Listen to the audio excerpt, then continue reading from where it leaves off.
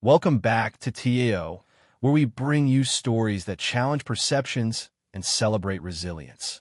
Today, we introduce you to Noah Bennett, a quiet yet brilliant young man stepping into a world that questions his very right to be there. When Noah receives an unexpected invitation to a prestigious university seminar, he walks into a room full of skeptics, cynics, and an impossible challenge designed to reveal his supposed inadequacies. But what happens next will leave an entire room in stunned silence and a professor's authority in ruins. Stay with us as we explore a gripping story of intelligence, perseverance, and a reckoning that no one, least of all his doubters, ever saw coming. If you love stories that inspire and surprise, be sure to leave us a comment, subscribe, and tap the bell so you never miss another unforgettable journey. And tell us, where are you listening from today? The towering Gothic spires of Westerbridge University rose like ancient sentinels over the city skyline, their stone walls etched with ivy and legacy. For centuries, Westerbridge had been a bastion of intellectual elitism, its grand halls a sanctuary for only the most brilliant minds or those fortunate enough to bear last names written in the history books. It was into this world of rarefied air and heavy expectation that Noah Bennett now found himself stepping. Adjusting the frayed strap of his weather-worn backpack, Noah stood at the entrance of the mathematics hall, a structure as imposing as it was beautiful. The carved stone facade was adorned with the likenesses of mathematical giants, Gauss, Euler, Ramanujan, men whose intellects had reshaped the world. Noah took a deep breath, steadying himself, then pushed open the heavy wooden door. Inside, the air was different, thicker somehow. The seminar room was grand, with dark mahogany desks arranged in precise rows and towering chalkboards filled with dense, looping equations.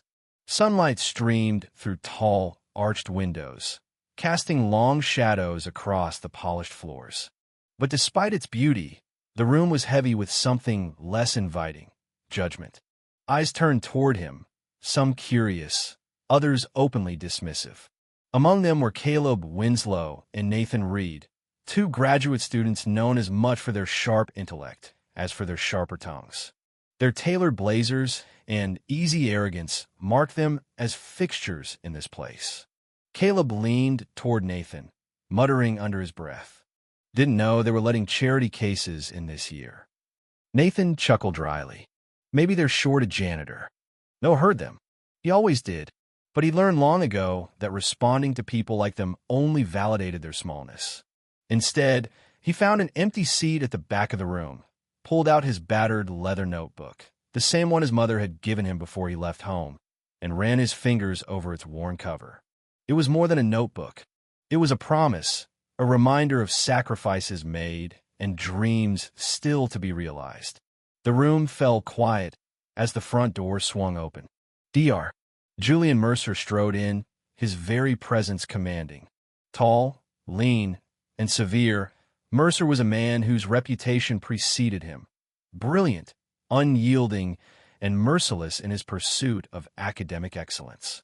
His silver-streaked hair and piercing gaze made him seem more judge than teacher. "Welcome to Advanced Theoretical Calculus," Mercer began, his voice smooth but laced with steel. "In this room, we separate those who think they understand mathematics from those who truly do." He let his gaze sweep across the students, pausing briefly when it reached Noah. The moment was short, but the message was clear. You are not supposed to be here. Without another word, Mercer turned to the chalkboard and began writing. Symbols and numbers sprawled in elegant precision, forming an equation so intricate it seemed alive, shifting and coiling into complexity. The problem was legendary among graduate students. A beast few had even dared to approach, and none had ever tamed. Mercer set the chalk down and faced the class. "Let's begin with a challenge," he said. "Mr. Bennett." The deliberate pause before Noah's name was a scalpel meant to cut. "Why don't you give this one a try? Show us what untapped potential you bring to this room." A ripple of amusement spread through the class. Caleb's smirk deepened. Nathan shook his head, already dismissing him. Even some faculty members exchanged skeptical glances. Noah felt the weight of 100 unspoken judgments pressing on his shoulders. Still, he rose, walked to the board, and picked up the chalk. For a moment, there was nothing but silence. Noah studied the sprawling equation, its complexity breathtaking. But to him, it wasn't chaos, it was music. The numbers spoke a language he had always understood. He closed his eyes briefly, blocking out the world, and then his hand began to move. At first, Caleb reclined lazily in his chair, waiting for the inevitable stumble. Nathan tapped his pen against his notebook, barely interested. Mercer watched, detached, as though indulging a predictable performance. But then something shifted. Noah's movements were deliberate, each stroke of chalk precise. He dissected the problem, line by line, exposing elegant truths where others had only found confusion. The room's dismissive energy began to thin, replaced by something else. Caleb's smirk faltered. Nathan stopped tapping his pen. Even Dr.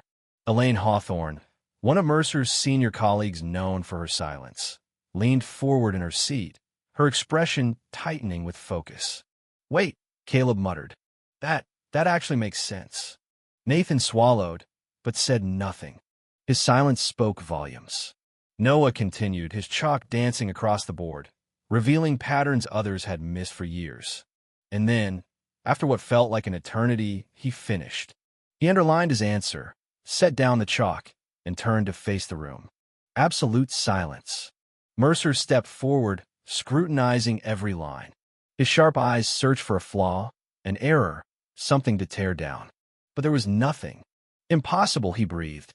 Noah met Mercer's gaze, his voice calm. "It has now." A ripple ran through the room. Some students exchanged stunned glances. Others clapped, hesitantly at first, then with conviction.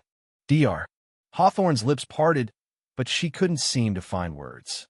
Mercer's expression hardened. "A single problem does not make a mathematician," he said coldly. "Let's see if you can do it again." He erased Noah's work with sharp, aggressive strokes and scrawled another equation. This one even more complex. Noah didn't hesitate. He picked up the chalk and began again. For the next hour, Noah worked through problems that had stumped doctoral candidates and visiting scholars. Mercer threw challenge after challenge at him, each designed to break his composure, to prove his brilliance a fluke. But Noah met them all, calm and relentless. The seminar room was a different place by the time Noah set the chalk down for the last time. There was no laughter, no sneers, only silence thick as fog. Mercer, for all his years of control, was speechless. When Noah turned to leave, whispers followed him, not of doubt, but of awe. Word of what had happened in that seminar spread across campus within hours. In every lecture hall, in every faculty lounge, they spoke of the young man who had walked into Mercer's seminar and rewritten the rules. Later that day, as Noah sat under the sprawling branches of an old oak tree, flipping through his notebook, Dr. Hawthorne approached. She stood there a moment, then sat beside him. "I've been at Westerbridge a long time," she said softly. "I've never seen Mercer speechless before." Noah smiled faintly. "There's a first for everything." She regarded him seriously. "I want you on my research team. You'd have resources, freedom, opportunity." Noah studied her, sensing that she had believed in him from the beginning, even if quietly. "I appreciate that," he said, "but I think I'll find my own path." She nodded slowly. "Then make it one they can't ignore." Noah closed his notebook, stood, and walked away. He didn't look back. He didn't need to. The power dynamic had shifted, not for revenge, not for validation, but because he had proven beyond doubt that he belonged. Thank you for joining us on this remarkable journey, a story of intellect, perseverance, and breaking through barriers that seemed unmovable. Noah Bennett's story reminds us that true genius knows no pedigree, no privilege. It can rise from the most unexpected places and rewrite the rules we thought unchangeable. If his story moved you, let us know in the comments. Tell us where you're listening from. Share this with someone who could use a little inspiration today. And don't forget, subscribe and tap the bell so you never miss another story that inspires, challenges, and stays with you long after it's told. Until next time, stay curious, stay determined, and never let anyone else define your worth.